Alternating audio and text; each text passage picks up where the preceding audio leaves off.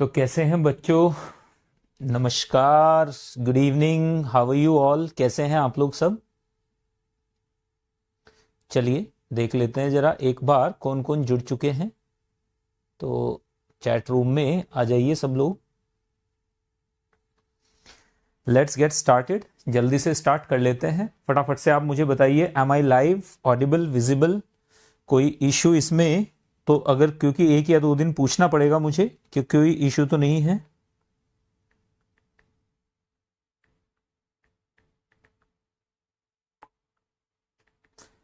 चलिए देख लेते हैं। मैं भी पूछ ही रहा हूं बीच में, एक बार हाय हेलो बोलो ताकि पता चल जाए बच्चों। ठीक है, जल्दी से, क्योंकि मुझे 3 जगह ध्यान देना है। कैमरे पे देखना है, ओबीएस देखना है और आपकी चैट भी पढ़नी है इधर। तो फटाफट से आप मुझे बताएं, एम आई लाइव? तो हम जल्दी से स्टार्ट करते हैं। ठीक है, तो कल हम लोगों ने बात की थी कि सॉल्यूशंस क्या होते हैं। सॉल्यूशंस के बारे में हम डिटेल में बातचीत कर चुके हैं। आज अपन का जो पूरा डिस्कशन रहेगा वो कंसंट्रेशन टर्म्स के इर्द गिर्द घूमेगा। हम सिर्फ वही कंसंट्रेशन टर्म्स बात करेंगे, उन्हीं की बात करेंगे जो बच्चों आपके लिए इंपॉर्टेंट है। मतलब नॉर्मेलिटी यहां पे पढ़ने का कोई फायदा होगा नहीं, तो उसको पढ़ाने का यहाँ पे कोई मतलब भी नहीं है। नॉर्मेलिटी किसी भी कॉलिगेटिव प्रॉपर्टी में नहीं आएगी। पूरे लिक्विड सॉल्यूशन के अंदर कहीं भी नॉर्मेलिटी नाम की टर्म आपको देखने को नहीं मिलेगी। तो हमें क्या करना है? Percent by mass, percent by volume, percent mass by volume, mole fraction, molarity, molality, इन पे सबसे ज्यादा फोकस रखना है। तो चलिए शुरू करते हैं बच्चों। आज मैं लिख के पढ़ाऊंगा। आप में से कई के साथ मेरा फीडबैक, जो कई ने मेरे साथ ये फीडबैक शेयर किया कि सर आप लिख के पढ़ाइएगा। तो देख लेते हैं जरा एक बार, आप लोग लिख के, मैं आपको अभी पढ़ाने वाला हूं। ठीक है, very good evening Kaveri, very good evening Akshat, Kaveri, ठीक है, अभिनव, पीयूष। चलिए जल्दी से आगे बढ़ते हुए लेट्स गेट स्टार्टेड। देखिए, सबसे पहले हम लोग बात करेंगे, वहीं से स्टार्ट करेंगे जहां पे मैंने कल खत्म किया था। सॉल्यूशंस के बारे में मैंने आपको बताया था कि लिक्विड सॉल्यूशंस क्या होते हैं। तो लिक्विड सॉल्यूशन में सबसे पहला पॉइंट आ जाता है बच्चों, ध्यान से देखिएगा। अगर मैंने आपके साथ बात की है कॉन्सेंट्रेशन टर्म्स की, उससे पहले हम बात कर लेते हैं लिक्विड सॉल्यूशंस की। तो लिक्विड सॉल्यूशंस हमारे पास कौन कौन से हैं बच्चों, इनके बारे में डिटेल में बात करेंगे कि लिक्विड सॉल्यूशंस हैं क्या क्या। तो लिक्विड सॉल्यूशन कौन से हैं, लिक्विड सॉल्यूशंस का मतलब क्या है, कैसे हम इन्हें टैकल करते हैं, सारी चीजें आपके सामने अभी आने वाली हैं। Let's get started. देखिएगा, लिक्विड सॉल्यूशंस में क्या होता है हमारे पास, सीधी सी बात है बच्चों कि सॉल्वेंट क्या है यहां पर, solvent is liquid, solvent is liquid, solvent liquid है। तो यहां पे याद रखिएगा, जो सॉल्वेंट है वो लिक्विड है। ऐसे सॉल्यूशंस को ही लिक्विड सॉल्यूशन बोलेंगे। अब थोड़ा क्रिस्प, मतलब एकदम से क्विक डिस्कशन कर लेते हैं इसका। अब हमारे पास 3 लिक्विड सॉल्यूशंस हैं। कौन कौन से हैं? सबसे पहले एक ही बात कर लेते हैं। हमारे पास एक लिक्विड, लिक्विड के अंदर मैंने सॉलिड डाला और क्या बना दिया? लिक्विड बना दिया। लिक्विड के अंदर मैंने सॉलिड डाला और क्या बना दिया? लिक्विड सॉल्यूशन बना दिया। क्या बना दिया? लिक्विड सॉल्यूशन बना दिया। तो इजी बात है बिल्कुल। यानी हमने क्या किया है, हमने एक लिक्विड के अंदर एक सॉलिड को डिसॉल्व करके लिक्विड में कन्वर्ट कर दिया। तो मुझे यहां से साफ साफ दिख रहा है कि ये लिक्विड और ये सॉलिड, ये दोनों एक दूसरे के अंदर अगर घुल रहे हैं, इसका मतलब ये बात तो बिल्कुल क्लियर है। आप लोग 11th पढ़ के आए हैं, आप लोगों को ये बात तो बिल्कुल क्लियरली पता है कि इस पूरी रिएक्शन के लिए अगर ये घुल रहा है, इसका मतलब it has a natural urge to occur, spontaneous है मतलब। यानी यहां पर हमारे पास ये तो हमें पता चल गया कि इसके लिए ये क्या होगा, ये सॉल्यूशन तभी बनेगा जब फ्री एनर्जी चेंज क्या होगा? नेगेटिव होगा। मतलब ये प्रोसेस क्या होगा? स्पॉन्टेनियस होगा। बात क्लियर है ना बिल्कुल। अगर ये सॉलिड इस लिक्विड के अंदर डालने पे नहीं घुलता तो ये सस्पेंशन होता, सस्पेंशन होता तो डेल जी क्या होता है यहां पे? पॉजिटिव होता। इजी बात है। सॉल्यूशन बन रहा है, इसका मतलब प्रोसेस क्या है? फिजिबल है। अगर प्रोसेस फिजिबल है तो आंखें बंद करके आप बोल सकते हो कि डेल जी यहां पर क्या है? नेगेटिव है। ये बातें छोटी छोटी हैं लेकिन ये बड़ा काम आएंगे। एनसीईआरटी के बाहर जाना पड़ता है कई बार हमें। अब देखो, एक सॉलिड किस में कन्वर्ट हो रहा है? कॉमन सेंस यूज करो। सॉलिड किस में कन्वर्ट हो रहा है? लिक्विड में। जब सॉलिड लिक्विड में कन्वर्ट होगा तो एंट्रोपी चेंज क्या हो जाएगा हमारे पास? एंट्रोपी चेंज पॉजिटिव हो जाएगा। ये बात भी हमें पता चल गई। देखो, 2 बातें बिल्कुल स्लो लिखिएगा, आपको कोई बात समझ में नहीं आए, कावेरी बताइए मुझे जल्दी से। ये बात बिल्कुल क्लियर है ना कि अगर एक सॉलिड एक लिक्विड में कन्वर्ट हो रहा है तो कॉमन सेंस की बात है कि फिजिबल है प्रोसेस। अगर फिजिबल हो गया प्रोसेस तो यहां पे डेल जी नेगेटिव है, डेल जी नेगेटिव है और एंट्रोपी बढ़ रही है, क्योंकि सॉलिड में क्या था बच्चों? वॉल्यूम फिक्स था, शेप फिक्स थी। यहां पर क्या हो गया, यहां पे सिर्फ वॉल्यूम फिक्स्ड हो गया, शेप क्या है, वेरिएबल हो गई। इसका मतलब रैंडमनेस आ गई तो एंट्रोपी बढ़ जाएगी। एंट्रोपी का मतलब होता है रैंडमनेस, तो रैंडमनेस बढ़ जाएगी। लिक्विड की ज्यादा होती है, सॉलिड की कम होती है। कॉमन सेंस से बात बिल्कुल। चलिए नेक्स्ट की तरफ अपन मूव करेंगे। देखो बहुत आसानी से आप लोग ये छोटी छोटी बातें समझ सकते हो। अब एक सॉलिड को एक लिक्विड के अंदर डाला है, तो सॉलिड पे जरा एक बार फोकस करो, यहां पे फोकस करो आप। ये सॉलिड पे, कोई भी सॉलिड अगर आप पानी के अंदर पत्थर डालते क्यों नहीं घुलता है भाई, क्योंकि लैटिस एनर्जी ज्यादा है। आप डिस्प्रिन डालोगे सीधे घुल जाएगी, क्यों, क्योंकि लैटिस एनर्जी कम है, हाइड्रेशन एनर्जी ज्यादा है। तो यहां पे सॉलिड के लिए आप क्या देखोगे, सॉलिड के लिए याद रखिएगा लैटिस एनर्जी यहां पर याद रखना है must be lesser than or equal to hydration energy. तो क्या बनाएगा, तो सॉल्यूशन बनाएगा। तो क्या बनाएगा, सॉल्यूशन बनाएगा। देखो अब आपको थोड़ा थोड़ा फील आएगी, 0th लेवल से स्टार्ट किया है लेकिन आपको फील आना स्टार्ट हो जाएगी। अब यहां से देखिए, अगर हमारे पास लैटिस एनर्जी ज्यादा हो गई किससे, हाइड्रेशन एनर्जी से किसी गिवन टेम्परेचर पे, तो उस कंडीशन में क्या हो जाएगा, नो सॉल्यूशन फॉर्मेशन। इस कंडीशन में क्या आ जाएगा, हमारे पास सस्पेंशन आ जाएगा। ये बात याद रखनी है, ये छोटी सी बात है जो आप लोगों के दिमाग में होनी जरूरी है कि यहां पर सारा का सारा खेल लैटिस एनर्जी का है। तो सॉलिड जब भी लिक्विड के अंदर डालेंगे और लिक्विड सॉल्यूशन बनाएंगे, अगर लिक्विड सॉल्यूशन बन रहा है तो इसका मतलब लैटिस एनर्जी क्या रही होगी, हाइड्रेशन एनर्जी से कम। हाइड्रेशन का मतलब इस सॉलिड के हाइड्रेशन से जितनी एनर्जी निकलेगी, अगर वो इसके लैटिस को तोड़ने के लिए सफिशिएंट है तो ये घुलेगा, अदरवाइज नहीं घुलेगा। क्लियर बात बिल्कुल। आप हॉट वाटर लीजिए, शुगर डालते ही घुल जाएगी। आप चिल्ड वाटर लीजिए, शुगर डालते ही बिल्कुल नहीं घुलेगी। क्यों, क्योंकि चिल्ड वाटर में हाइड्रेशन एनर्जी कम हो जाएगी, लैटिस एनर्जी ज्यादा है। लेकिन अगर आप हॉट वाटर ले रहे हैं तो हाई टेम्परेचर पे ले रहे हो, हाई टेम्परेचर पे ले रहे हो तो डिसोल्यूशन क्या होता है, एंडोथर्मिक है ये शुगर का। तो अगर आप हाई टेम्परेचर पे लेके चल रहे हो, फील कीजिएगा इन चीजों को जो मैं बोल रहा हूं, क्योंकि जेई के लिए जब हम तैयारी करते हैं एनसीईआरटी को डिकोड करना इसे कहते हैं। एनसीईआरटी में तो सीधे लिख दिया है ये, लेकिन ये नहीं बताया कि इसकी थर्मोडायनेमिक्स क्या है। तो ये छोटी छोटी बातें आप जरूर याद रखिएगा कि कोई भी सॉलिड लिक्विड के अंदर अगर घुल रहा है, अब देखो यहां से अगर एक सॉलिड एक लिक्विड के अंदर घुल रहा है बच्चों, तो सॉल्युबिलिटी क्या होगी हमारे पास, हमें साफ साफ पता है कि यहां पर हमारे पास एंथैल्पी क्या हो सकती है, एंथैल्पी नेगेटिव भी हो सकती है और एंथैल्पी हमारे पास पॉजिटिव भी हो सकती है। मतलब ये एक्सोथर्मिक भी हो सकता है और ये एंडोथर्मिक भी हो सकता है। अगर ये एक्सोथर्मिक हुआ तो क्या होगा, टेम्परेचर बढ़ाने पे कम घुलेगा जैसे कि लिथियम सल्फेट, और अगर ये एंडोथर्मिक हुआ तो टेम्परेचर बढ़ाने पे ज्यादा घुलेगा जैसे कि पोटेशियम क्लोराइड, पोटेशियम नाइट्रेट। यहां पर देखिएगा एग्जांपल ले लो इसका एग्जांपल सबसे बढ़िया है KNO3, इसका सबसे बढ़िया एग्जांपल है लिथियम सल्फेट Li2SO4। तो ये आप देखो कितनी डेप्थ है। अगर मैं इसे और ज्यादा डिटेल में पढ़ाने की कोशिश करूं, बच्चों पढ़ाया जा सकता है, लेकिन अभी क्योंकि लेक्चर अभी आप नन्हे मुन्ने हैं, अभी धीरे धीरे लेवल बढ़ाएंगे।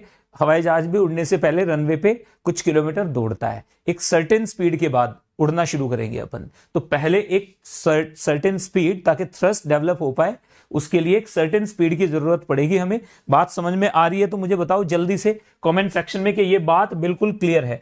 तो यहां पर याद रखना है। अब देखो अगर ये लिक्विड सॉल्यूशन घुल रहा है तो आप प्लीज नोट करें मेरे साथ में, यहां पर अगर मैं क्या ले लूं, यहां पर मैंने लिया बच्चों, इधर देखिएगा, यहां पे मैंने लिया टेम्परेचर, यहां पे मैंने क्या लिया, टेम्परेचर ले लिया, ठीक है सर, ले सकते हो आप। यहां पे मैंने क्या ले लिया, सॉल्युबिलिटी ले ली, ठीक है। तो क्या होगा, सॉल्युबिलिटी टेम्परेचर के साथ लिथियम सल्फेट की कैसे वेरी करेगी, ऐसे जाएगा। लिथियम सल्फेट भाई साहब तो ऐसे जाते हैं, मतलब टेम्परेचर बढ़ाओगे तो सॉल्युबिलिटी कम होती चली जाएगी। आप देखो जरा एक बार NaCl KCl की कैसे जाएगी सॉल्युबिलिटी, KCl की सॉल्युबिलिटी कुछ ऐसे चली जाती है।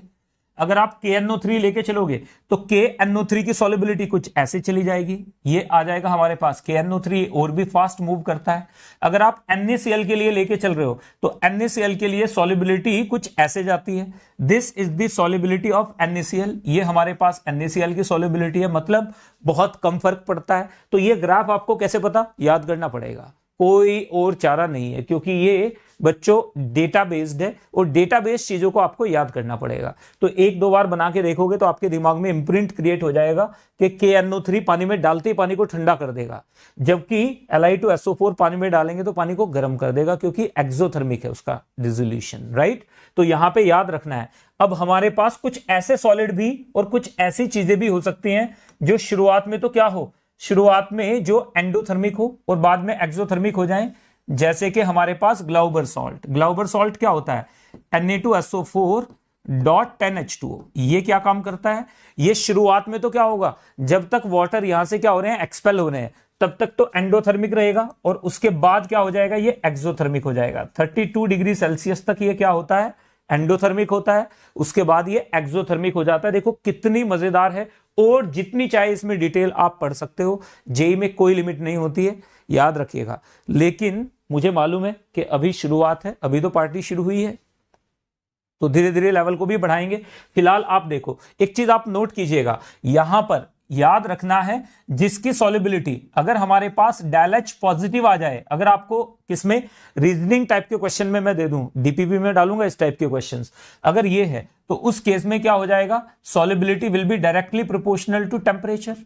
और अगर हमारे पास डेलएच नेगेटिव हो जाए तो solubility will be inversely proportional to temperature. मेरी बात समझ में आ रही है, यानी सॉल्युबिलिटी का सारा ये क्या है बच्चों, खेला है। खेला तभी होगा जब आप छोटी छोटी बातों पे फोकस करोगे। तो यहां पर देख लीजिएगा, डेलएच पॉजिटिव है तो सॉल्युबिलिटी क्या होगी हमारे पास, सॉल्युबिलिटी हमारे पास यहां पर देखिएगा ये रहा, और डेलएच नेगेटिव है तो सॉल्युबिलिटी कुछ ऐसे आएगी। इजी बात बिल्कुल। एक चीज और भी याद रखना है, जिसकी सॉल्युबिलिटी टेम्परेचर बढ़ाने पे तेजी से बढ़ेगी, टेम्परेचर कम करने पे तेजी से घटेगी, तो ऐसे सॉलिड को हमेशा क्या करते हैं, रिक्रिस्टलाइजेशन से प्योरीफाई करते हैं। नोट कीजिएगा, the solid which is highly endothermic है ना, when dissolved in water it absorbs huge amount of heat, is the best solid to be purified using recrystallization। तो याद रखिएगा, दो सॉलिड्स विच हैव, यानी ऐसे सॉलिड जिनके लिए डेलएच क्या होता है, positive, they are best purified, they are क्या होगा बच्चों यहां पर, बेस्ट प्योरिफाइड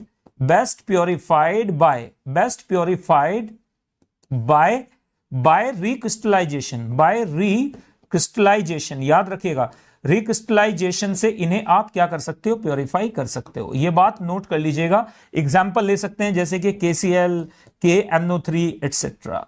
तो ये आप लोगों ने याद रखना है। आप देखो कितना मजेदार है, एनसीईआरटी में जिस एक लाइन को लिख के छोड़ दिया गया है, उस एक लाइन को एक्सप्लेन करने में मुझे यहां पर 10 से 15 मिनट लगे हैं। This is how it is. बस यही कंपटीशन है। जब आपको कोई चीज आपके सामने आए तो आपने उसको बाल की खाल निकाल के देखना है, चीजों को आपने क्या एक्सपेंड करके देखना है, एक्सपेंडेड व्यू में देखिए, तो आपको उसके अंदर की चीजें समझ में आएंगी कि क्वेश्चन कहां से बनेगा, क्वेश्चन यहां से बनेगा, क्वेश्चन यहां से बनेगा। और अभी दूसरा लेक्चर है, तो आप सोचिए, अभी हम सिर्फ दूसरे लेक्चर पे हैं, and we have started discussing those things which are hidden in NCERT. तो यही चीज आपको पता होनी चाहिए। नोट्स प्रॉपर्ली बनाते जाइएगा, ये नोट्स भी मैं आपके साथ आज शेयर करूंगा। चलिए आगे बढ़ जाते हैं। अगर हमने बात की है हमारे पास, अब बी पॉइंट पे आ जाते हैं। बी पॉइंट में हमारे पास क्या हो सकता है, बी पॉइंट में हमारे पास क्या हो सकता है, एक लिक्विड के अंदर मैंने क्या डाल दिया, लिक्विड के अंदर मैंने लिक्विड डाला और क्या बना दिया, लिक्विड सॉल्यूशन बना दिया। क्या बना दिया, लिक्विड सॉल्यूशन बना दिया। ठीक है, लिक्विड के अंदर लिक्विड डाला, लिक्विड सॉल्यूशन बना दिया। तो यहां पे ड्राइविंग फोर्स क्या होगा, यहां पे ड्राइविंग फोर्स होगा इंटर पार्टिकल फोर्सेस। जो ज्यादा इंटर पार्टिकल फोर्स क्या करेगा, यानी यहां पर हमारे पास, ध्यान से देखना, बड़ा मजेदार चीज है। यहां पर ये कब बनेगा, देखो जरा एक बार, यहां पर हमारे पास क्या है, अट्रैक्शन। आप किसी चीज के पास कब जाओगे, जब अट्रैक्शन होगा, अदरवाइज ऐसे क्यों जाओगे, there should be some reason ना, लॉजिकल बात करेंगे अपन। तो यहां पर देखो, अगर मैंने वाटर लिया है तो वाटर मैंने लिया और इसके अंदर मैंने डाल दिया इथाइल अल्कोहल। आप ध्यान से देखो, ये मैंने लिया वाटर और ये लिया मैंने इथाइल अल्कोहल। तो आप नोटिस करो यहां पर क्या होगा, ये दोनों लिक्विड लिक्विड है, घुल जाएंगे, क्या बना देंगे, solution due to hydrogen bonding. Solution बन जाएगा, क्यों, due to hydrogen bonding, due to hydrogen bonding. ये किसकी वजह से हो रहा है बच्चों, जल्दी से बताओ, हाइड्रोजन बॉन्डिंग की वजह से ऐसा हुआ है। इजी पीजी बात है बिल्कुल। मेरी बात अगर समझ में नहीं आ रही हो तो एक बार अग्रवाल बताइएगा मुझे, कोई भी पॉइंट आपको समझ में नहीं आए पीयूष, प्लीज शेयर, बिकॉज अगर आप शेयर नहीं करेंगे तो हाउ वुड आई नो। इस चैट बॉक्स का फायदा क्या है, ठीक है, मुझे 3 जगह जो मैं ध्यान दे रहा हूं, इसका फायदा क्या होगा? ये फायदा तभी है जब आप शेयर करें कि सर यहां पे प्रॉब्लम है, इसका आप प्लीज बताइए, दोबारा से एक्सप्लेन कर दीजिए। अब देखो, इसके बीच में आपने एक चीज नोटिस की, इस चीज को आप नोटिस करो जरा एक बार, ये ऑर्गेनिक में भी काम आएगा आपके। ये नोटिस करो, ये हमारे पास क्या है? ये हमारे पास हाइड्रोकार्बन चेन है। ये हमारे पास क्या है बच्चों? Hydrocarbon chain. ये क्या है? हाइड्रोकार्बन चेन है। क्या है ये? Hydrocarbon chain. जैसे जैसे हाइड्रोकार्बन चेन बड़ी होगी, नॉन पोलर चेन है, पानी को रिपेल करेगी, रिपेल करेगी, इसे बोलते हैं हाइड्रोफोबिक। क्या बोलेंगे इसे? ये क्या है? Water heating. क्या है ये? Water heating. वाटर हीटिंग का मतलब है हाइड्रोफोबिक।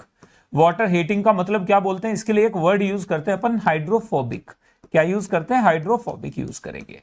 तो ये हाइड्रोफोबिक है। जैसे जैसे ये बड़ा होता चला जाएगा वैसे वैसे सॉल्युबिलिटी कम होती चली जाएगी। इसका मतलब इथाइल अल्कोहल तो पानी में घुलेगा, प्रोपाइल अल्कोहल इससे थोड़ा कम घुलेगा, ब्यूटाइल अल्कोहल और कम घुलेगा, पेंटाइल बहुत ही कम घुलेगा, हेक्साइल घुलेगा ही नहीं। क्यों? लिमिट क्रॉस कर गया। इसका रिपल्शन यानी इसकी जो अट्रैक्शन है वो हाइड्रोजन बॉन्डिंग के, इसकी जो रिपल्शन है वो हाइड्रोजन बॉन्डिंग के अट्रैक्शन को डोमिनेट कर जाएगी। डोमिनेट कर जाएगी तो घुलेगा ही नहीं। घुलेगा नहीं तो सीधे सीधे आपको समझ में आ गया कि ये छोटी छोटी चीजें आपने समझ में आ रही है। अब याद रखिएगा, दो चीजों को आप मिक्स कर रहे हो, लिक्विड को लिक्विड के अंदर मिक्स किया, तो यहां पर बच्चों याद रखिएगा ये बात आपके दिमाग में होनी चाहिए कि अगर मिक्स हो रहे हैं तो डेल्जी मिक्सिंग, अगर ये नेगेटिव है तो क्या होगा? मिक्सिंग होगी तो सॉल्यूशन बनेगा। तो क्या बनेगा? सॉल्यूशन बनेगा। ये बात याद रखिएगा। और अगर यहां पर हमारे पास गलती से भी डेल्जी पॉजिटिव हो गई, इस कंडीशन में नोट कर लेना कि इमिसिबल लिक्विड्स हो जाएंगे, जैसे पानी प्लस ऑयल। तो ये याद रखिएगा, इस कंडीशन में क्या हो जाएंगे? इमिसिबल। इमिसिबल, ये बात आपने नोट कर लेनी है। यानी इस केस में ये एक दूसरे के अलग अलग लेयर बनाएंगे। पानी के अंदर कार्बन टेट्राक्लोराइड डालोगे, अलग अलग लेयर बन जाएगी। पानी के अंदर आप ऑयल डाल दीजिए, अलग अलग लेयर बन जाएगी। पानी के अंदर आप मोबिल ऑयल डाल दीजिए, अलग अलग लेयर बन जाएगी। क्यों? क्योंकि वो एक दूसरे में घुलते ही नहीं है भाई, दे आर नॉट सॉल्युबल। तो यहां पे याद रखना है, ये बात भी आपके लिए बहुत इंपॉर्टेंट है बच्चों। क्या? Like dissolves like. क्या? लाइक डिसॉल्व्स लाइक, मतलब पोलर को पोलर घुलेगा, डिसॉल्व्स लाइक। अगर ये बात आप समझ गए तो मामला सेट है। मतलब नॉन पोलर को नॉन पोलर अट्रैक्ट करता है, पोलर को पोलर अट्रैक्ट करता है। तो अगर आप नॉन पोलर पे हैं तो यानी जितने भी नॉन पोलर हैं, चाहे हेक्सेन हो, इथाइल ब्रोमाइड, इथाइल क्लोराइड, ये बेंजीन में आराम से घुल जाते हैं। टोलुइन बेंजीन में घुल जाएगा, लेकिन टोलुइन को पानी में घुल के दिखाओ ना जरा एक बार, नहीं घुलेगा। लेयर अलग अलग बन जाएंगी, पानी के ऊपर तैरेगा क्योंकि डेंसिटी कम होती है। तो ये छोटी छोटी चीजें आपको धीरे धीरे हौले हौले समझ में, हौले हौले हो जाएगा याद बच्चों, हौले हौले हो जाएगा याद। तो टेंशन लेनी नहीं है। अब नेक्स्ट पे आ जाओ जरा एक बार, थर्ड पे आ जाओ जरा एक बार। अगर मैंने सी पॉइंट की बात की, अभी किसके बारे में बात कर रहा हूं मैं? अब मैं बात कर रहा हूं लिक्विड के गैस के बारे में। ये पढ़ेंगे हम डिटेल में, हेनरीज लॉ यहीं पे आएगा। तो देखो, जब लिक्विड के अंदर गैस को डाल रहे हैं, यार एक लिक्विड था मेरे पास, इस लिक्विड के अंदर मैंने गैस को क्या किया? डिसॉल्व कर दिया। लिक्विड प्लस गैस मिलके क्या बन गया? यहां पे सॉल्यूशन बन गया। ठीक है, सॉल्यूशन बना दिया सर, ओके। तो यहां पर ये बात तो क्लियर है बिल्कुल कि गैस लिक्विड में कन्वर्ट हो रही है। देखो यहां पे ये गड़बड़ हो गई, यहां पर देखो गैस लिक्विड में कन्वर्ट हो रही है। अगर गैस लिक्विड में कन्वर्ट हो रही है तो एंट्रोपी कम हो गई। इसका मतलब ये बात तो क्लियर है कि एंट्रोपी इस प्रोसेस को कभी भी फेवर नहीं करती है, क्योंकि यहां पे एंट्रोपी चेंज नेगेटिव होता है। इसका मतलब this process is completely driven by enthalpy. तो यानी ये पूरा का पूरा प्रोसेस सिर्फ अट्रैक्शन की वजह से हो रहा है। मतलब ये ऐसी गैस होनी चाहिए जो इस लिक्विड के अंदर तब घुलेगी जब अट्रैक्शन होगा। मतलब पानी के अंदर अगर आप कोई नॉन पोलर गैस डाल दोगे तो वो घुलेगी ही नहीं। ट्रैप हो सकती है थोड़ी बहुत पीपीएम में, लेकिन घुलेगी नहीं। पानी के अंदर से अमोनिया पास कीजिए, पूरी पूरी घुल जाएगी। लेकिन पानी के अंदर से ऑक्सीजन पास कीजिए, 99.999% बाहर निकल के भाग जाएगी। तो जो 0.001% भी बची है वो क्या होती है? उसे क्या बोलते हैं? DO, dissolved oxygen. That is due to trapping, क्योंकि पैरामैग्नेटिक नेचर है ऑक्सीजन का, तो ट्रैप हो जाती है वाटर के अंदर। तो वहां पे डाइपोल के अंदर ट्रैप हो जाती है अट्रैक्शन की वजह से। तो नोट कीजिएगा यहां पर इस कंडीशन में बच्चों, अगर हमारे पास डेल जी नेगेटिव है तो इसका मतलब डेल एच नेगेटिव है। कैसे पता चला सर ये आपको? यहां पे देखो, बिकॉज वी नो दैट, हमें पता है कि, क्या पता है हमें बच्चों? वी नो दैट व्हाट, हमें क्या पता है बताइए जरा एक बार, del G is equal to del H minus T del S. अगर कोई चीज आपको लग रहा हो सर से जा रही है तो प्लीज मेरे साथ शेयर जरूर कीजिएगा, वरना तो बच्चों कोई फायदा नहीं होगा। तो बताइए जरा मुझे एक बार, ये बात बिल्कुल क्लियर है, del G is equal to del H minus T del S है। तो यहां से हमें साफ साफ नजर आ रहा है कि अगर डेल एस नेगेटिव है और डेल जी नेगेटिव है तो इसका मतलब इसे नेगेटिव करने वाला कौन है, ये तो इसे पॉजिटिव कर रहा है। देखो ये नेगेटिव है, नेगेटिव इंटू नेगेटिव पॉजिटिव, तो ये पूरी क्वांटिटी तो पॉजिटिव हो गई ना। ये नेगेटिव है, इसका मतलब इसकी वजह से नेगेटिव है, तो याद रखिएगा। और अगर डेल जी हमारे पास पॉजिटिव हो गई तो ये दोनों की वजह से पॉजिटिव है, तो डेल एच की वजह से भी पॉजिटिव है और डेल एच की वजह से भी पॉजिटिव है, दोनों ही इसे पॉजिटिव कर रहे हैं। तो ये बात नोट कर लीजिएगा, ये दोनों पॉइंट आप नोट कर लेना। यानी ये पूरा का पूरा प्रोसेस क्या हो जाएगा, एंथैल्पी ड्रिवन हो जाएगा। क्या हो जाएगा, एंथैल्पी ड्रिवन, यानी it is driven by enthalpy. ये बात याद रखिएगा, it is driven by enthalpy, यानी पूरा का पूरा जो सॉल्यूशन बन रहा है सिर्फ और सिर्फ ड्राइविंग फोर्स क्या है यहाँ पे, एंथैल्पी। एंट्रोपी तो अपोज कर रही है, क्योंकि कोई भी सिस्टम नहीं चाहेगा कि उसकी एंट्रोपी कम हो जाए। Every system wants to increase its entropy, higher entropy. आप भी रेंडमनेस ज्यादा चाहते हो। अगर आपको एक 4x4 के कमरे में बंद कर दिया जाए, would you like it? No, simple. तो 40x40 में ओके कंफर्टेबल है, क्रिकेट खेल सकते हो। 400x400 में आप क्रिकेट क्या, आप कबड्डी खेलो, क्या प्रॉब्लम है? तो यानी जैसे जैसे एंट्रोपी बढ़ेगी वी लाइक इट पीपल, मतलब ह्यूमन नेचर है, हमारे नेचर में ही क्या है, एंट्रोपी मैक्सिमम करना। तो ये एक नेचुरल अर्ज है सबकी, तो आपकी है, मेरी है, सभी की यही है। तो चलिए अब जल्दी से आगे बढ़ते हैं। गैस याद रखिएगा बच्चों, यहां पर हमारे पास लाइक डिसॉल्व्स लाइक का फंडा यहां पर भी रहेगा। क्या रहेगा, like dissolves like, like dissolves like, like dissolves like, like dissolves like. मतलब हमारे पास क्या हो जाएगा, मतलब याद रखिएगा वाटर प्लस HCl घुल जाएंगे, सॉल्यूशन बना देंगे। आप देखो वाटर आपने लिया प्लस अमोनिया लिया, सॉल्यूशन बना देंगे, अमोनिया सॉल्यूशन बन जाएगा। लेकिन आप ध्यान से देखिएगा यहां पर अगर मैंने क्या लिया, वाटर, और वाटर के साथ एक नॉन पोलर गैस ले ली, वो सॉल्यूशन नहीं बनाएगी। नॉन पोलर गैस ले ली, वो थोड़ा बहुत ट्रैप हो जाए तो बात अलग है। अगर इसके अंदर आप नाइट्रोजन डाल दो तो क्या होगा, तो नो सॉल्यूशन, यहां पे कोई सॉल्यूशन नहीं बनने वाला। तो ये बात याद रखनी है। ट्रैपिंग हो सकती है थोड़ी बहुत, पीपीएम में, पार्ट्स पर मिलियन में, यानी एक 10⁻⁶ मिलीलीटर वाटर के अंदर 1 मिलीलीटर नाइट्रोजन ट्रैप हो सकती है, एक भी नहीं होती है। इसके लिए जो ट्रैपिंग वैल्यू है वो लगभग कितनी है, 0.0016%। इसका मतलब ये आप सोचो जरा एक बार कि कितना 10⁶ ml में ये 0.0016% के आसपास डिसॉल्व होती है, इतना कम है। तो यानी ये पीपीएम में होती है। हाई प्रेशर डाल के जबरदस्ती घुलना चाहो तो घुल सकती है, उसे ही स्क्यूबा डाइवर्स, और वो बाद में बात करेंगे हेनरीज लॉ के टाइम पे। चलिएगा नेक्स्ट की तरफ बात कर लेते हैं। अब बात करेंगे कॉन्सेंट्रेशन टर्म्स की। यहां से देखिएगा, अभी हमने सॉल्यूशन बता दिया कि लिक्विड सॉल्यूशन हमारे पास 3 तरह के होते हैं, उनकी जन्म कुंडली अपन ने खोल के डाल दी। अब बात करेंगे इन लिक्विड सॉल्यूशंस में, सबसे पहले बात करते हैं कॉन्सेंट्रेशन की, कि भाई ये कॉन्सेंट्रेशन टर्म क्या होती है, ये जो हम कॉन्सेंट्रेशन बोल रहे हैं इसका मतलब क्या है, ये जो कॉन्सेंट्रेशन टर्म्स हैं ये क्या है, व्हाट इज कॉन्सेंट्रेशन, कॉन्सेंट्रेशन होती क्या चीज है, कॉन्सेंट्रेशन बला क्या है। बार बार हम बोलते हैं भाई कॉन्सेंट्रेट करो, कॉन्सेंट्रेट करो, ये कॉन्सेंट्रेट करने का मतलब क्या होता है। तो यहां से देखो जरा एक बार, आपको खुद समझ में आएगा कॉन्सेंट्रेशन क्या है, the relative amount of solute, है ना, विद रिस्पेक्ट टू सॉल्यूशन और सॉल्वेंट इज कॉल्ड कॉन्सेंट्रेशन। तो याद रखिएगा दी, आप देखो कितने आराम से आप डेफिनेशन यहां से क्रिएट कर सकते हो। क्या डेफिनेशन है, द रिलेटिव अमाउंट, नोट कीजिएगा क्या, the relative amount of solute, relative amount of solute, amount को सही से लिख लीजिएगा, solute with respect to solution, with respect to solution, यानी सॉल्यूशन के अंदर देखेंगे, और सॉल्वेंट, सॉल्वेंट भी हो सकता है, सॉल्वेंट मोलालिटी में सॉल्वेंट ही होता है, is called concentration, is called what, बोलिए जरा, कॉन्सेंट्रेशन, इसे कॉन्सेंट्रेशन कहते हैं, is called concentration. The relative amount of solute with respect to solution और सॉल्वेंट इज कॉल्ड कॉन्सेंट्रेशन। अब कॉन्सेंट्रेशन हमारे पास कई टाइप की हैं। फॉर एग्जांपल आप यहां से देखिएगा जो इंपॉर्टेंट कॉन्सेंट्रेशन है हमारे पास, सबसे पहले आ जाती है परसेंट मास बाय मास, मास ऊपर भी नीचे भी मास। दूसरी आ जाती है हमारे पास जो इंपॉर्टेंट है percent mass by volume, W by V से डिनोट करते हैं। तीसरी हमारे पास आ जाती है, बेटा ध्यान से देखते जाइएगा, बहुत आराम से, बिल्कुल इजी पीजी लेके चलना है इसको। तीसरा हमारे पास क्या आ जाती है, परसेंट वॉल्यूम बाय वॉल्यूम। आप देखिएगा कप सिरप के ऊपर आपको बॉटल के ऊपर लिखा होगा कि परसेंट वॉल्यूम बाय वॉल्यूम इतना है, इसके अंदर कोई भी जो भी डाला गया है सॉल्ट। नेक्स्ट पे आ जाइए, नंबर 4 पे आ जाओ। हमारे पास क्या आ जाता है, percent mass by mass, percent mass by volume, percent volume by volume. उसके बाद हमारे पास आ जाता है मोल फ्रैक्शन, कौन सा जो इंपॉर्टेंट है, मोल फ्रैक्शन।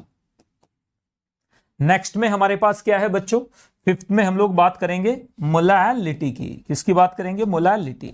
और 6th में अपन बात करेंगे मोलैरिटी की। किसकी बात करेंगे, मोलैरिटी की, मोलैरिटी की। तो याद रखिएगा, मोलैरिटी को कैपिटल M से डिनोट करते हैं, मोलैलिटी को स्मॉल m से डिनोट करते हैं, मोल फ्रैक्शन को काई या x से डिनोट करते हैं। ये तो आपको नोटेशन ही साफ साफ नजर आ ही रही है। तो जरा बताओ एक बार बच्चे, कितना सर से जा रहा है, कितना समझ में आ रहा है, जरा एक बार तो बोलो, वरना तो मुझे लगेगा कि मैं बस इस कैमरे को पढ़ाए जा रहा हूं जी। कितना समझ में आ रहा है, कैसे आप लोग क्लियरली ये बात समझ पा रहे हो या नहीं? जल्दी से एक बार कमेंट सेक्शन में, तभी आगे बढ़ेंगे, वरना तो मैं नहीं आगे बढ़ रहा भाई। ठीक है, फटाफट से आप मुझे बताएं कि ये बातें बिल्कुल क्लियर हैं। यस पीयूष, अभिषेक, कीर्ति, कावेरी अग्रवाल, जल्दी से। इजी है ना बातें बिल्कुल? तो यहां पर देखो, आप लोग समझो तब आगे बढ़ो। अगर कहीं तक अभी कोई भी पॉइंट ऐसा है जो आपको लगता है कि यार सर से गया है, दोबारा से बता दीजिए सर एक बार, तो बताया जाएगा आपको। यस यस यस यस बच्चों, फटाफट से ऑल, जल्दी से बताइए फटाफट से। यहां तक की बातें बिल्कुल क्लियर है? 1 बाय 1 पढ़ने वाले हैं हम लोग। अब हम 1 बाय 1 पढ़ेंगे कि परसेंट मास बाय मास क्या होता है, परसेंट वॉल्यूम बाय वॉल्यूम क्या होता है, percent mass by volume. And you will be surprised. आपको कावेरी इस पे thank you very much for replying, बाकी तो ये चुपचाप बैठे रहते हैं। आपको इससे बड़ा सरप्राइजिंग चीज बता देता हूं, इस पे integer type question JEE Main में पूछ लिया कि बताइए how many of the following are temperature independent, temperature dependent. इस टाइप के क्वेश्चंस पूछे गए हैं जेईई 2024 में। तो देखो कितने आसान से क्वेश्चंस होते हैं। कंसंट्रेशन के बारे में बात अपन कर चुके हैं। सबसे पहले पे आ जाते हैं, फर्स्ट पे आइए। हमने बात की परसेंट मास बाय मास, किसके बारे में बात करेंगे, परसेंट मास बाय मास या wait by wait, mass by मास। इसे डिनोट किससे करते हैं, परसेंट डब्ल्यू बाय डब्ल्यू से। किससे डिनोट करते हैं, परसेंट डब्ल्यू बाय डब्ल्यू से। आप देखोगे जो आप फर्टिलाइजर्स लेके आते हो मार्केट से, उन सब के ऊपर परसेंट डब्ल्यू बाय डब्ल्यू लिखा रहता है। आप देखिएगा percent W by W urea के अंदर नाइट्रोजन लिखा रहता है 46.6%। जो यूरिया के पैकेट्स आते हैं उनके अंदर सीधे सीधे आपको देखने को मिलेगा।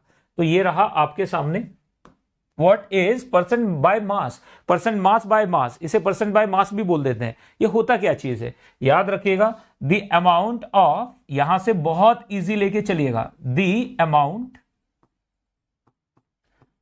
ऑफ सॉल्यूट, बहुत इजी है, solute dissolved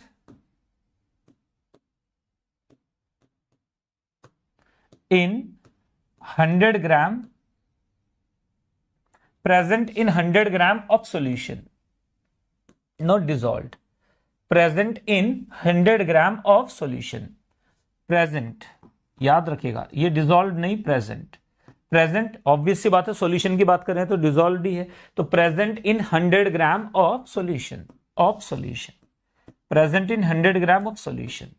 this is the definition. कैसे आ जाएगी डेफिनेशन, परसेंट। आप देखो जरा एक बार, चलो प्रैक्टिकल कर लेते हैं। हमारे पास ये एक डब्बा है, इस डब्बे के अंदर हमने क्या किया, एक ए डाल दिया, हमने मान लिया एक ए डाला है हमने, और यहां से एक बी डाल दिया है। ए का कितना मास डाल दिया है, डब्ल्यू ए, और बी का कितना मास डाल दिया है, डब्ल्यू बी। तो दोनों का टोटल मास कितना हो जाएगा, चाहे रिएक्शन भी करें तो भी क्या होगा, मास तो कंजर्व्ड ही रहना है, हालांकि ये नॉन रिएक्टिंग मिक्सचर है। तो हमारे पास percent W by W, percent W by W A के लिए कितनी हो जाएगी, हमारे पास डब्ल्यू ए अपॉन नीचे कितना आ जाएगा, डब्ल्यू ए के साथ साथ आ जाएगा हमारे पास W A plus W B into 100, यही आ जाएगा ना।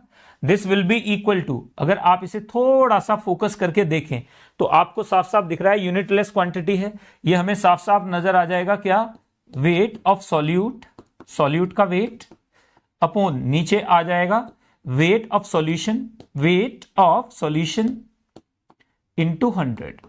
This is easy peasy lemon squeezy. बिल्कुल बताइए मुझे जल्दी से, इजी है बिल्कुल। यहां से देखो आपको साफ साफ दिख रहा है, सबसे पहली बात नो यूनिट्स, कोई यूनिट नहीं है इसकी कोई यूनिट्स नहीं है, नो यूनिट्स।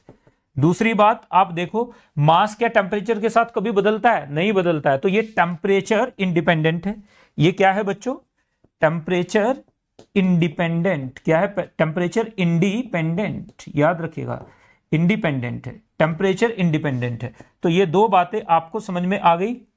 पहला क्या है, नो यूनिट्स, दूसरी चीज क्या है, टेम्परेचर इंडिपेंडेंट है। तो ये दो बातें अगर आपके पल्ले पड़ गई तो मामला सेट है कि ये इसकी कोई यूनिट नहीं होती है, क्योंकि ऊपर भी मास नीचे भी मास कट जाएगा, ऊपर भी ग्राम आएगा नीचे भी ग्राम आएगा।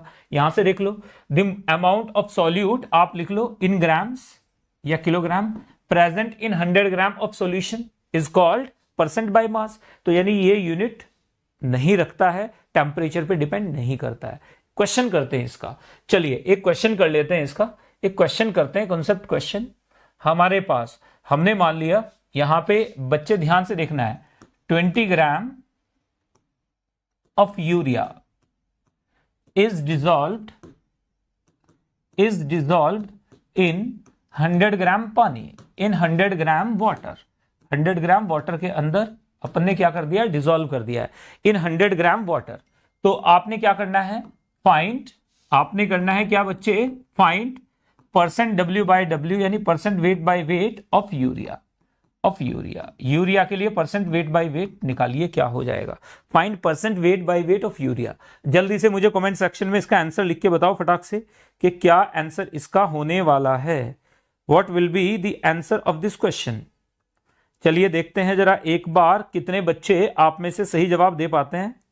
मैं इधर भी खोल के आप लोगों के साथ में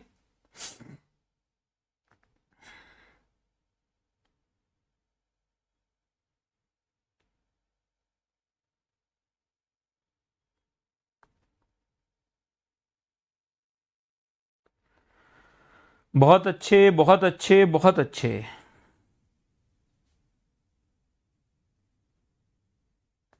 अच्छे अच्छे अच्छे। चलिए तो यहां पे बताइए जरा एक बार, percent by mass of urea कितना आएगा, आपने आंसर देना है। तो आंसर देख लेते हैं जरा एक बार, मेरे साथ मैच कीजिएगा। अगर आपका आंसर मैच करता है तो देन बल्ले बल्ले।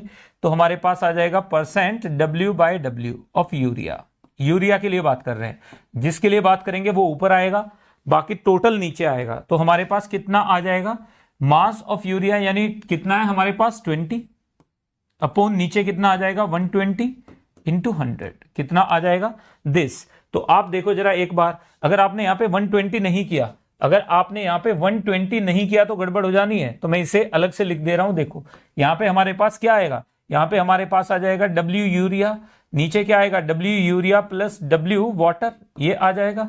अब देखो जरा एक बार हमारे पास कितना आ गया, ये आ गया 20 अपॉन 20 प्लस 100 यानी 120 और इंटू 100 दैट इज। तो ये हमारे पास कितना आ जाएगा, ये आ जाएगा हमारे पास दिस, ये आ गया यहां से सीधे 6, तो ये आ जाएगा अप्रोक्सीमेटली 15 पॉइंट समथिंग, कितना आ जाएगा 16, ठीक है ना, 16.67 के आसपास कुछ वैल्यू आ जाएगी, यही आएगा ना शायद। चेक कीजिएगा जरा एक बार, इजी पीजी लेमन स्क्वीजी। बताइए मुझे 20% नहीं, कावेरी गलत कर दिया आपने। आपने क्या किया, देखो पानी को जोड़ना है ना, पानी के अंदर, सॉल्यूशन के अंदर नहीं है, पानी के अंदर है, थोड़ा सा गलती कर दी आपने। तो नोट कीजिएगा, देखो यहाँ पे यूरिया कितना है बेटे, यूरिया हमारे पास कितना है बाबू जल्दी से बताओ, यूरिया हमारे पास है 20 ग्राम, ये हमारे पास 20 ग्राम है, ये हमारे पास कितना है 100 ग्राम। तो डिनोमिनेटर में तो 120 आएगा ना, डिनोमिनेटर में कितना आएगा 120 आएगा, तो 16.67% आएगा। ये छोटी छोटी गलतियां जो होती हैं ये आपके मार्क्स को ना खा जाती है, ये मार्क्स को खाने वाली चीजें हैं, सिली मिस्टेक्स हैं ये। तो यहां पर देखो कितने आराम से आप लोग कर सकते हो चीजें, बहुत इजी है प्रोवाइडेड आप अप्लाई सही से करो। यहां पे टोटल मास लेना है ना, यहां पे क्या लेना है आपने, टोटल मास लेना था। तो बताइए जरा एक बार कैसा लगा? तो ये इजी है बिल्कुल, ऐसे क्वेश्चंस आपको देखने को मिलेंगे। यानी ऊपर क्या आएगा, मास ऑफ द सब्सटेंस, नीचे क्या आएगा, total mass into 100, that will be mass percent. तो सिंपल सिंपल बिल्कुल सही खेले हैं अपन। चलो जी फिर आगे बढ़ जाते हैं, अगर सही खेले हैं तो नेक्स्ट की तरफ मूव करते हैं। बात करेंगे नंबर 2 पे। नंबर 2 पे आ जाते हैं, बात करेंगे परसेंट मास बाय वॉल्यूम। क्या किसकी बात करेंगे? Percent mass by volume. किसकी बात करेंगे? Percent mass by volume, by volume, percent mass by volume. किससे डिनोट करते हैं इसे? Percent W by V. इसका मतलब हमारे पास क्या होगा, बाय डेफिनेशन देखिएगा एक बार, अगर आप डेफिनेशन सही से पढ़ेंगे गलतियां नहीं होंगी। डेफिनेशन ही अगर आपने गलत पढ़ ली, डेफिनेशन ही नहीं पता, तो फिर तो पंगा ही हो जाएगा। तो यहां पर देखो परसेंट मास बाय वॉल्यूम की अगर मैं बात करूं, व्हाट इज इट? यहां पर देखिएगा परसेंट मास बाय वॉल्यूम में बेटा बिल्कुल क्लियर है कि ऊपर मास आएगा, नीचे टोटल वॉल्यूम आएगा। तो द अमाउंट ऑफ क्या आ जाएगा, the amount of solute, of solute, amount of solute present in grams, in grams, grams के अंदर प्रेजेंट, कहां पे प्रेजेंट है ये याद रखिएगा, प्रेजेंट पर 100 ml ऑफ सॉल्यूशन, प्रेजेंट पर 100 ml ऑफ सॉल्यूशन, प्रेजेंट पर 100 ml ऑफ सॉल्यूशन। तो याद रखिएगा ये प्रेजेंट है क्या बच्चों, प्रेजेंट पर 100 ml of solution is called, याद रखिएगा, is called percent mass by volume. इसे परसेंट मास बाय वॉल्यूम कहते हैं। चलिए देख लेते हैं जरा परसेंट मास बाय वॉल्यूम क्या हो जाएगा हमारे पास। सपोज हमने एक कंटेनर लिया है, वापस से वही एक्सपेरिमेंट फ्रेम करते हैं। देखो जरा एक बार, इस कंटेनर के अंदर हमने क्या डाल दिया, यहां पर हमने डाल दिया WA, यहां पर हमने क्या डाल दिया, सॉल्वेंट डाल दिया, सोल्यूट डाल दिया। सोल्यूट को मैं क्या मान के चलूंगा, आप कुछ भी मान लीजिए, आपकी मर्जी है। मैं B मान के चल रहा हूं। मैंने मान लिया, मैंने क्या ले लिया, सॉल्वेंट ले लिया, ये लिया मैंने सॉल्वेंट A, ठीक है, सॉल्वेंट A लिया। यहां पर टोटल सॉल्यूशन कितना बना दिया, हमें पता चला यहां पे टोटल सॉल्यूशन कितना है, VML है। कितना है, VML सॉल्यूशन है। कितना है, VML सॉल्यूशन है। तो हमारे पास क्या हो जाएगा, ये टोटल है, दिस इज V टोटल, ये V टोटल है। क्लियर है? टोटल वॉल्यूम कितना है, VML सॉल्यूशन का वॉल्यूम, इसको मिला के सारा। तो हमारे पास क्या आ जाएगा, percent W by V is equal to आ जाएगा हमारे पास mass of solute, W solute क्या आ जाएगा, जल्दी से बताएंगे। यहां से आ जाएगा हमारे पास W सॉल्यूट, क्या आ जाएगा, W सॉल्यूट, और नीचे क्या आएगा, upon volume of solution in ml, और यहां पे क्या आ जाएगा, इनटू 100, क्योंकि पर 100 ml लेना है। तो पर 100 ml मतलब VML में इतना है तो 100 में कितना होगा, सिंपल सा फंडा, यूनिटरी मेथड लगाना है अपन ने। तो ये आ गया हमारे पास, this is percent mass by volume. क्या ये यूनिट वाला है? बिल्कुल, इसकी यूनिट्स आपको साफ साफ नजर आ रही है कि यूनिट्स है। तो यहां पे याद रखिएगा ये क्या है, टेम्परेचर डिपेंडेंट है। हमें साफ साफ दिख रहा है कि ये क्या है, टेम्परेचर डिपेंडेंट है। टेम्परेचर क्या है, डिपेंडेंट, टेम्परेचर डिपेंडेंट है, ये टेम्परेचर डिपेंडेंट है। इट इज टेम्परेचर डिपेंडेंट, ये टेम्परेचर डिपेंडेंट है। क्लियर है बात बिल्कुल। तो यहां पर देख लो परसेंट W बाय V, यहां से हमें समझ में आ गया कि ये टेम्परेचर डिपेंडेंट क्वांटिटी है। ये इस तरह से ही आप पढ़ेंगे। अब देखो थोड़ा सा एक्सपेरिमेंट करके दिखाते हैं। और यहां पर देखिए, सपोज हमने क्या किया, हमने एक सॉल्यूशन बना लिया। यहां पर क्वेश्चन के थ्रू पढ़ते हैं इसे, क्वेश्चन के थ्रू। सपोज हमने क्या किया है बच्चों, ध्यान से देखना, बहुत इजी लगेगा। कैसे, suppose 10 gram of C2H5OH, C2H5OH is dissolved in water, dissolved in water to obtain, देखिएगा इस बार हमने वाटर का वॉल्यूम नहीं दिया है, obtain कितना, 250 ml, 250 ml solution, 250 ml solution हमने बना लिया है।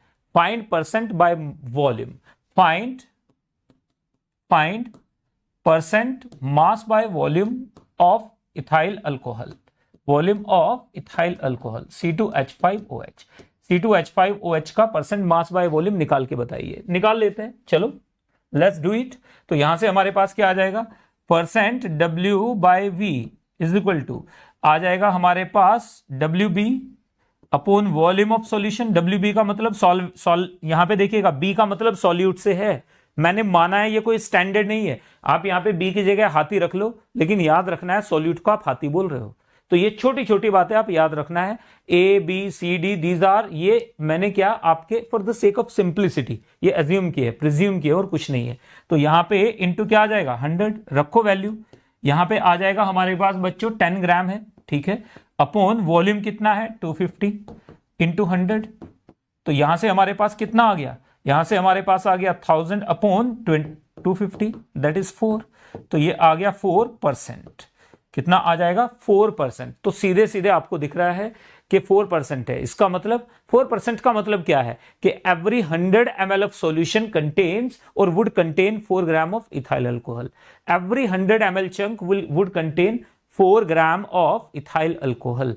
मतलब अगर आप 100 ml लेके चल रहे हो सॉल्यूशन का, तो उसके अंदर आपको कम से कम कितना, कम से कम ये ज्यादा से ज्यादा कितना मिलेगा, ये फिक्स डी है, ये कम से कम ज्यादा से ज्यादा क्या ही बात करें, तो ये 4 ग्राम आपको इथाइल अल्कोहल देखने को मिलने वाला है। नेक्स्ट की तरफ मूव कर जाते हैं। इजी है बिल्कुल, किसी को कोई डाउट, एक क्वेश्चन खुद से करना चाहोगे, चलिए अभी दूंगा मैं क्वेश्चन आपको। अब यहां पर नोटी नोटी पे आ जाओ, अब यहां पर आप आ जाओ नोटी नोटी पे। नोटी नोटी में देखिएगा जरा एक बार, आप नोटी नोटी में थोड़ा सा ध्यान दो तो आपको खुद समझ में आएगा। यहां से देखिए जरा एक बार, और मजा आए तो मुझे सूचित करना कि हाँ सर मजा आया इसमें। यहां पे हमें पता है percent W/W is equal to क्या है हमारे पास है WB upon W total, W solution यानी volume of solution in mass of solution into 100। ये आ गया हमारे पास mass of solute upon mass of solution into 100, ये आ गया हमारे पास। हमें पता है W/V इज इक्वल टू यानी mass by volume is equal to क्या है हमारे पास WB, B for solute, A for solvent. ये मैं मान रहा हूं, आप XY मान सकते हैं, ABCD जो आपको कंफर्टेबल लगे। यहां पे याद रखिएगा नीचे क्या आ जाएगा हमारे पास, यहां पे आ जाएगा volume of solution into 100, easy PG है। इन दोनों को डिवाइड करो, इन दोनों को जैसे ही आप डिवाइड करोगे तो हमारे पास क्या आ जाएगा, इन दोनों को आपने डिवाइड कर दिया तो यहां पे आ गई इक्वेशन 1, ये आ गई हमारे पास इक्वेशन 2। हमने क्या किया, हमने यहां पर डूइंग 2/1, हमने इक्वेशन 2 को इक्वेशन 1 से डिवाइड कर दिया।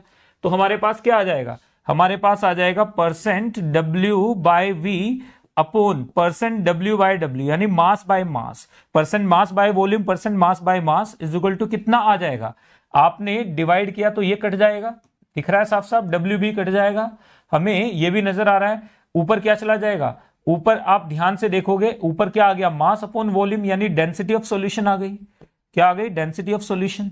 तो नोट करो जरा एक बार, परसेंट W यानी mass by volume is equal to आ जाता है percent mass by mass into density of solution. Density of solution किसमें आएगी, ग्राम पर मिलीलीटर में। ये आप लोगों के लिए गोल्डन रिलेशन है, this is very very important, कई बार आपके काम आएगा, तो नोट कर लेना है। देखो कितने आराम से आप लोग ऐसे सॉल्यूशंस को टैकल कर सकते हैं। बताइए जरा एक बार जल्दी से बताओ कि सर बात बिल्कुल क्लियर है, फटाफट से सबको बिल्कुल क्लियर चीजें, कहीं किसी तरह की कोई आपत्ति हो, कोई दुविधा हो, कोई शंका हो तो बताइएगा, उसका निवारण तुरंत किया जाएगा।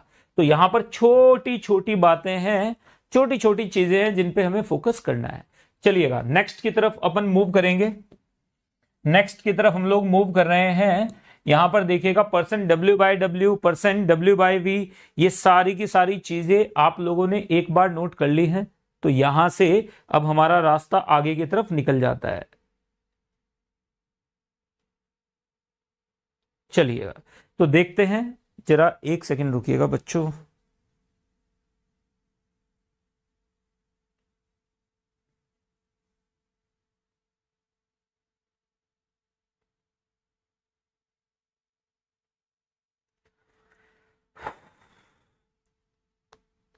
ठीक है, चलिए नेक्स्ट की तरफ मूव कर जाते हैं। मतलब अगर आपको ये दिया हुआ है तो ये निकल आएगा, ये दिया हुआ है तो ये निकल आएगा। एनसीईआरटी में आप देखिएगा, आप देखो एनसीईआरटी बैक एक्सरसाइज में देखिएगा, एनसीईआरटी एक्सरसाइजेज में आपको ये मिल जाएगा। एक्सरसाइज में आपको इसके ऊपर क्वेश्चन मिलेगा, इसके ऊपर क्वेश्चन आपको देखने को मिलेगा।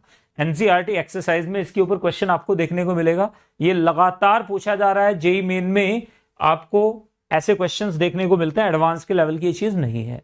नेक्स्ट की तरफ आते हैं, बात कर लेते हैं सी कॉन्सेंट्रेशन टर्म की, यानी कॉन्सेंट्रेशन टर्म नंबर 3 की, सी नहीं 3, कॉन्सेंट्रेशन नंबर 3। तो थर्ड कॉन्सेंट्रेशन टर्म हमारे पास क्या थी? हमारे पास थी percent volume by volume, percent volume by volume, percent volume by volume, यानी ऊपर भी वॉल्यूम नीचे भी वॉल्यूम। तो यानी ये तो टेम्परेचर डिपेंडेंट बहुत ज्यादा हो जाएगी।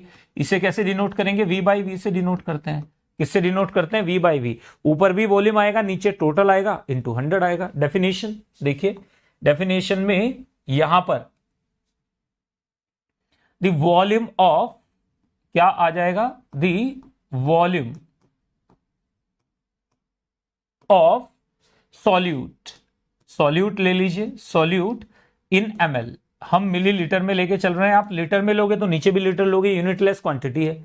इन ml प्रेजेंट पर 100 ml ऑफ सॉल्यूशन, पर 100 ml of solution, 100 millilitre of solution, of solution present पर 100 ml ऑफ सॉल्यूशन, यानी एक 100 ml के अंदर, 100 ml के अंदर जितना सॉल्यूट की वॉल्यूम होगी, लिक्विड है अगर या गैस है, तो उसे क्या बोला जाएगा? That is called percent volume by volume. सबसे पहली बात याद रखिएगा बच्चों, सबसे पहली बात, अगर यहां पर मैं ध्यान से देखना, ये आप लोगों के लिए क्या है? अंडरस्टैंडिंग के लिए है।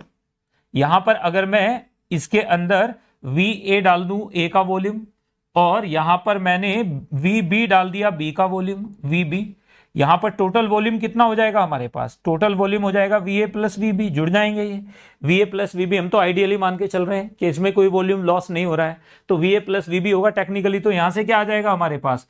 परसेंट V बाई V, किसके लिए? ऑफ B, कितना आ जाएगा हमारे पास? This will be VB upon VA plus VB into 100। बोलो जरा एक बार जोर से बोलो, बात क्लियर है कि नहीं क्लियर है? बिल्कुल क्लियर है। नेक्स्ट में देखो हमारे पास क्या आ जाएगा? Percent V by V is equal to आ जाएगा वॉल्यूम ऑफ सॉल्यूट, नीचे क्या आएगा? अपॉन वॉल्यूम ऑफ सॉल्यूशन, दोनों की यूनिट सेम रखनी है, और मल्टीप्लाई किससे कर दोगे? 100 से कर दोगे। अब देखो जरा बच्चों, सोचो जरा, अगर बात समझ में आए तो मुझसे पूछने की फिर जरूरत ही नहीं है, अगर नहीं समझ में आया तो जरूर पूछिएगा। यहां पर बताओ जरा एक बार कमेंट सेक्शन में, क्या ये टेम्परेचर डिपेंडेंट होगी? सबसे पहली बात, कोई यूनिट नहीं होगी, तो यूनिट लेस क्वांटिटी होगी।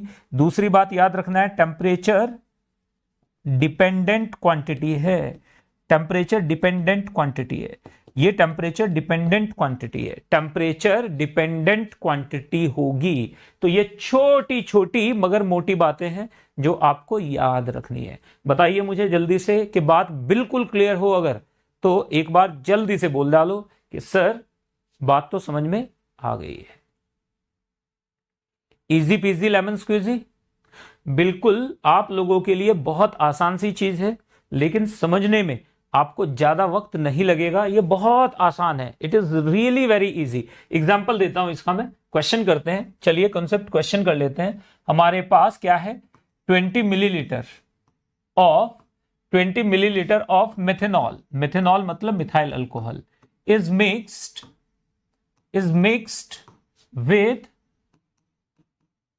with कुछ भी ले लेते हैं, 150 millilitre of water, 150 millilitre of water, find percent V by V। तो ये ऑटोमेटिकली आप समझ जाएंगे, percent volume by volume solute का पूछा है, सॉल्वेंट का नहीं। तो परसेंट V बाय V क्या होगा? तो यहां से देख लेते हैं जरा एक बार, क्या हो जाएगा? निकालो जरा इसका सॉल्यूशन। तो हमारे पास क्या आ जाएगा? Percent volume by volume is equal to क्या आ जाएगा बच्चे?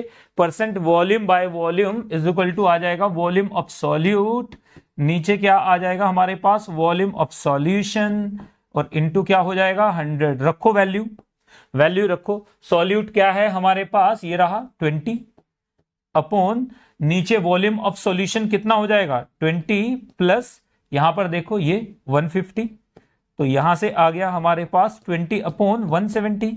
20 अपॉन 170 का मतलब 2/17। दिस इज द आंसर, ये आंसर आ जाएगा। जो भी वैल्यू आ रही है निकाल के देख लो आप। तो ये हमारे पास इंटू 100 भी तो करेंगे, इंटू 100 भी करेंगे, तो ये इंटू 100 भी करना है, याद रखिएगा, इंटू 100 भी करना है। तो यहां से हमारे पास क्या आ जाएगा, this will be the value. तो आप निकाल के देखो जरा एक बार। तो अगर मैं इसे 0.17 मान लूं, 0.17 मान लूं, तो ये 0.2 से तो छोटा ही है, 0.17 है, 0.2 से छोटा है, 0.17 है, तो ये कितना हो जाएगा, 10, 10, 11 के आसपास वैल्यू आ रही है। तो आप सीधे सीधे 11, 12 के आसपास वैल्यू निकाल सकते हो। 200 को किससे डिवाइड कर रहे हो आप, तो ये हमारे पास कितना आ जाएगा, 11, 11 पॉइंट समथिंग, 11.6 के आसपास। कितना आ जाएगा, 11.6 के आसपास कुछ आंसर आएगा। निकाल लीजिएगा कैलकुलेटर से, या कैलकुलेटर यूज मत करना, सीधे निकालो। तो ये हमारे पास कितना आ जाएगा, 11 पॉइंट समथिंग। ठीक है, चलिए नेक्स्ट की तरफ मूव करते हैं। 17 है, हाँ, तो यहां से आ जाता है 170 प्लस 30, हाँ 1.7 ही आएगा, 11.7 आएगा इनफैक्ट। चलिएगा आगे बढ़ते हुए नेक्स्ट की तरफ। ये रहा आप लोगों के लिए नेक्स्ट पॉइंट। अभी तक हमने जितनी बातें पढ़ी, जरा एक बार कमेंट सेक्शन में मुझे बताइए कि बात बिल्कुल क्लियर है। कोई डाउट हो तो प्लीज आप जल्दी से मुझे बताएं। यस कावेरी, यस पीयूष, अभिनव, और कौन है ये,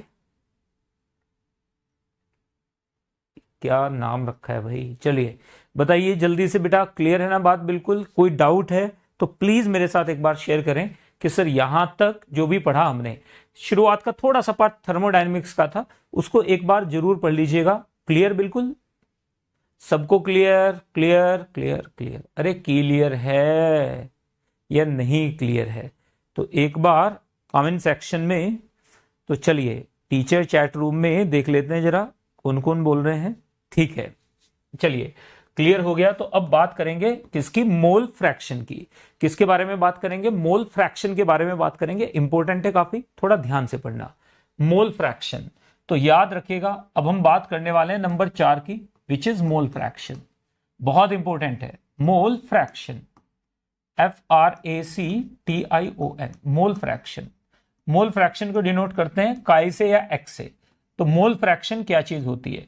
मोल फ्रैक्शन देखिएगा नाम से पता चल रहा है, फ्रैक्शन का मतलब ही क्या है बेटा, फ्रैक्शन का मतलब ही रेशियो होता है। सबको मालूम है फ्रैक्शन का मतलब ही क्या है, रेशियो है। फ्रैक्शन का मतलब ही रेशियो है। तो हमें बिल्कुल क्लियरली दिख रहा है फ्रैक्शन का मतलब ही सर रेशियो है। तो यहां पर देखो, the ratio of moles of a component to total moles present in solution is called its mole fraction. याद रखिएगा, the ratio RATIO, ratio of moles of a component, कोई भी कंपोनेंट हो सकता है। कंपोनेंट यानी बहुत ढेर सारे हैं सॉल्यूट, उनमें से कोई भी एक पकड़ लीजिए। To component to total moles present in solution, to total moles present in solution, to total moles present in solution, total moles present in solution, present in solution, solution के अंदर जो प्रेजेंट है, is called its mole fraction. इसे ही mole fraction कहा जाता है। Is called, क्या कहा जाता है, is called mole fraction, is called its mole fraction. It's mole fraction क्या कहा जाता है, मोल, मोल फ्रैक्शन। मोल मतलब आपको दिख रहा है साफ साफ, मोल का मतलब मोल, फ्रैक्शन का मतलब ही पता है हमें रेशियो। फ्रैक्शन का मतलब ही क्या है, रेशियो। भाई फ्रैक्शन का मतलब ही रेशियो से होता है।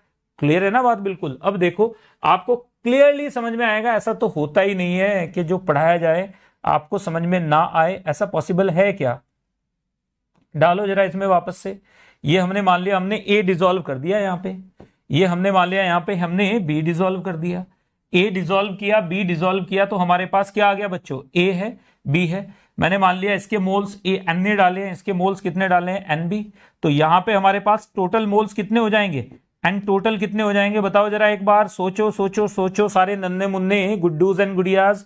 N total is equal to आ जाएगा N A plus N B, easy peasy बात है बिल्कुल। यहां से क्या आ जाएगा हमारे पास, यहां से हमारे पास आ जाएगा मोल फ्रैक्शन। क्या आ जाएगा, mole fraction. Mole fraction is equal to आ जाएगा, इज इक्वल टू आ जाएगा moles upon total moles. Moles of component क्या आ जाएगा हमारे पास, मोल्स ऑफ अ सब्सटेंस, एक सब्सटेंस के moles upon total moles of solution. Total in solution, solution के अंदर जो भी टोटल है, इंटू, यहां पे कुछ करने की जरूरत नहीं है, मल्टीप्लाई डिवाइड मत कर देना, यहां पे इंटू 100 नहीं करना है, ये परसेंटेज नहीं है तो इंटू कुछ नहीं आएगा। कभी आप ये इंटू की आदत पीछे से 3 से पढ़ गई हो नहीं, तो यहां पे याद रखिएगा मोल फ्रैक्शन का मतलब moles of substance upon total moles is mole fraction. तो क्या आ जाएगा मेरे पास, यहां पे देखो, अगर मुझे ए का मोल फ्रैक्शन निकालना हो बच्चों, तो मेरे पास ए का मोल फ्रैक्शन कितना आ जाएगा, moles of A upon total moles, यानी Na plus Nb। Easy peasy बात है। अगर मुझे बी का मोल फ्रैक्शन निकालना हो तो कितना आ जाएगा, Nb upon Na plus Nb। ठीक है ना। अब देखो यहां से मुझे क्लियरली दिख रहा है इन दो इक्वेशन से बच्चों, क्या आप लोगों को नजर नहीं आ रहा है कि हमारे पास काय ए यानी X A upon X B is equal to क्या हो जाएगा, Na अपॉन Nb। दिख रहा है ना, ये हमें पहला पता चल गया, तो पहला पॉइंट आपने नोट कर लेना है। दूसरा पॉइंट आप देखो यहीं से बी, दूसरा पॉइंट जो इसमें से टेक अवे है क्या है, दोनों को जोड़ के देखो 1 + 2, तो हमारे पास क्या आ जाएगा, X A plus X B is equal to, हमारे पास क्या आ जाएगा, दोनों को जोड़ा तो आ जाएगा हमारे पास Na प्लस Nb, और नीचे भी क्या आ जाएगा, Na प्लस Nb। तो ये आ गया हमारे पास, दिस इज 1। तो ये हमें पता चल गया कि ये 1 होता है, यानी समेशन ऑफ मोल फ्रैक्शन, सीधे सीधे आप बोल सकते हो समेशन ऑफ I 1 से लेके n तक, summation of mole fractions is unity. ये बात तो आप सीधे सीधे पल्लू में गांठ बांध लो, कितने भी कंपोनेंट हो, X A plus X B plus X C plus X D plus X E plus dot dot dot dot dot, जितने भी जोड़ने हैं जोड़ो, सबका समेशन क्या आएगा, यूनिटी आएगा, यानी सिंगल आएगा, 1 आएगा। इजी है बात, बिल्कुल समझ गए हो। तो मुझे बता दो कि सर बिल्कुल परफेक्टली चीजें समझ में आ चुकी हैं, परफेक्ट।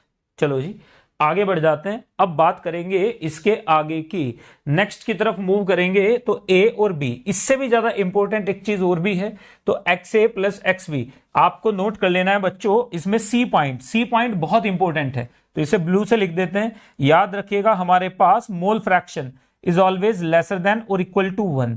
लेसर देन कब होगा, जब मिक्सचर होगा तो लेसर देन रहेगा, और इक्वल टू 1 कब होगा, इक्वल कब आएगा, जब प्योर होगा। प्योर होगा तो इसका मतलब जो भी मोल्स हैं वो उसी के हुए ना। तो याद रखना है किसी भी सॉल्यूशन के अंदर किसी भी कंपोनेंट का मोल फ्रैक्शन क्या होता है, कभी भी 1 नहीं हो सकता। अगर 1 हो गया तो प्योर सब्सटेंस हो जाता है। अगर कभी हमारे पास, इफ हमारे पास मोल फ्रैक्शन क्या हो जाए, 1 हो जाए, इसका मतलब क्या हो गया, प्योर सब्सटेंस हो गया, यानी ये मिक्सचर नहीं है, प्योर सब्सटेंस आ गया। It is not a mixture, ये क्या आ जाएगा, प्योर सब्सटेंस। समझ गए ना, यानी ये क्या आ जाएगा हमारे पास, प्योर सब्सटेंस हो जाएगा। You can not call it a mixture then. Easy है बात बिल्कुल। तो ये छोटी बात है, समझ लीजिएगा इसे। तो आप इसे मिक्सचर नहीं बोल सकते, इसे क्या बोलोगे आप, प्योर सब्सटेंस बोलोगे।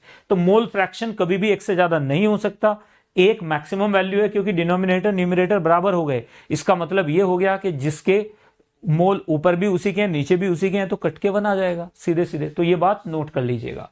चलिए 1 बाय 1 पढ़ते हैं, इसमें एक क्वेश्चन करते हैं सबसे पहले। इस पे तो क्वेश्चंस एक से ज्यादा करने पड़ेंगे हमें, क्योंकि यहां से क्वेश्चंस आते हैं। तो क्वेश्चन नंबर 1 पे आ जाओ। यहां से सबसे पहले हमारे पास क्या है बच्चों, हमारे पास 3 मोल्स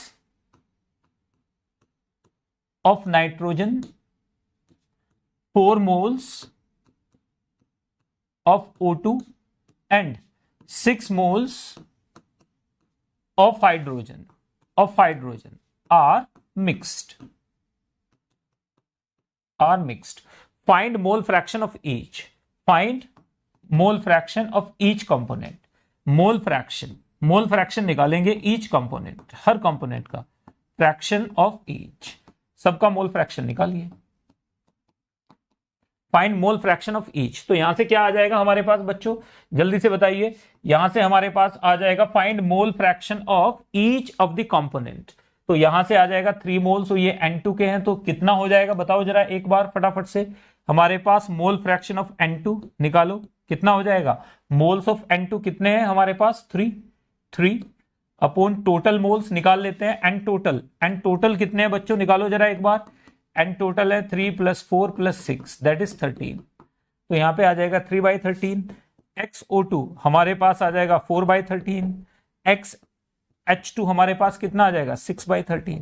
आप देखो जरा एक बार, तो इजी पीजी बात है बिल्कुल। इसका मतलब ये है कि बच्चों मोल fraction is directly proportional two moles. तो ये बात याद रखिएगा कि मोल फ्रैक्शन किसी भी सब्सटेंस का मोल फ्रैक्शन क्या हो जाएगा, directly proportional to number of moles. Number of moles के डायरेक्टली प्रोपोर्शनल है किसी भी सब्सटेंस का मोल फ्रैक्शन क्या हो जाता है, directly proportional to number of moles, directly proportional to number of moles. Number of moles के क्या हो जाएगा, डायरेक्टली प्रोपोर्शनल हो जाएगा नंबर ऑफ मोल्स के। इजी है, तो it will be directly proportional to number of moles. So directly proportional to number of moles wherever mole fraction, जिसके मोल्स ज्यादा होंगे उसका मोल फ्रैक्शन भी ऑटोमेटिकली ज्यादा होगा, जिसके मोल्स ज्यादा होंगे उसका मोल फ्रैक्शन भी ऑटोमेटिकली ज्यादा होगा। कॉमन सेंस है ये, इसमें कोई रॉकेट साइंस वाली बात है नहीं। Mole fraction is directly proportional to number of moles. आसान बात है, तो मुझे बता दो जल्दी से कि सर आसान बात है, बिल्कुल बिल्कुल इजी पीजी 11 स्क्विजी हो गया।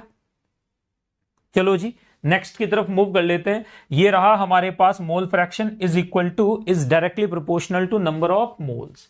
अब हमें मास देके मोल फ्रैक्शन निकलवाया जाए तो क्या करेंगे, चलिए क्वेश्चन नंबर 2 की बात कर लेते हैं। अगर मास देके मोल फ्रैक्शन निकलवाया जाए तो क्या करेंगे, 10 gram hydrogen and 64 gram oxygen are mixed. Find mole fraction, find XO2। बताइए मोल फ्रैक्शन ऑफ O2 क्या होगा।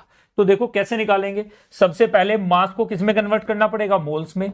मास को किस में कन्वर्ट करोगे बच्चों, स्टैंडर्ड आप याद रखिएगा, मोल्स में कन्वर्ट करोगे और मोल से क्या निकलेगा, मोल फ्रैक्शन निकलेगा। यानी ये 2 स्टेप का प्रोसेस हो जाएगा। कभी आप सीधे मास से मास को डिवाइड कर दो, इससे मोल फ्रैक्शन निकलेगा। तो मास दिया गया है हमें मास दिया गया है हाइड्रोजन का, तो मोल्स ऑफ हाइड्रोजन निकालो, कितने आ जाएंगे 10/2 that is 5। Moles of oxygen निकालो जरा, कितने आ जाएंगे बताओ जरा एक बार फटाफट से, सट्टासट, यस खटाखट, कितने आ जाएंगे, खटाखट तो पॉलिटिकल टर्म हो गई आजकल। ये हो जाएगा 64/32। तो कितना आ गया ये हमारे पास, ये आ गया 2। तो यहां से मोल फ्रैक्शन ऑफ O2 कितना हो जाएगा, moles of O2 upon total moles कितने हो जाएंगे 5 + 2 दैट इज 2/7। ये आ गया हमारे पास आंसर।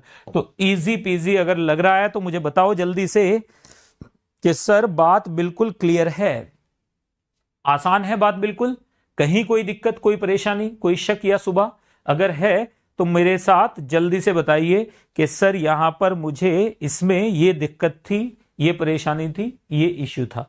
कोई दिक्कत नहीं कहीं दूर दूर तक भी। चलो जी आगे बढ़ेंगे। तो यहां तक आप लोगों ने करके आना है, बहुत स्लो चल रहे हैं अपन, तो यहां के आगे की चीजें आपको कल पढ़ाई जाएंगी। Thank you very much. कल आप लोगों से फिर मुलाकात होती है, तब तक के लिए मचाते रहो और ऐसे ही पढ़ाई करते रहो। तो कल हम फिर पढ़ेंगे, फिर बात